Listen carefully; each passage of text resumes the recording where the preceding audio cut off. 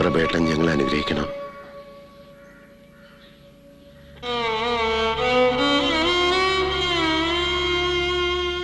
തിടുക്കായി പോയി എന്നറിയാം.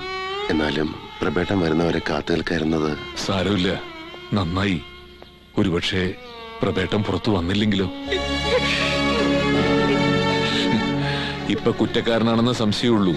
നാളെ കോടതി വിധിക്കുന്നതോടെ പ്രഭാകരൻ ശരിക്കൊരു കള്ളനാവും. പിന്നെ ഒരു കള്ളന്റെ പെങ്ങളായിട്ടായിരിക്കും ഇവള് നിന്റെ കൂടെ ഇറങ്ങി വരിക. അതേതായാലും വേണ്ട, ചെയ്തത് നന്നായിടാ.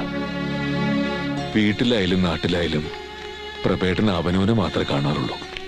അതുകൊണ്ട് മറ്റു പലതും പോലെ ഈ ഒരു ചതിയും തിരിച്ചറിയാൻ കഴിഞ്ഞില്ല, അല്ലേ മോളെ?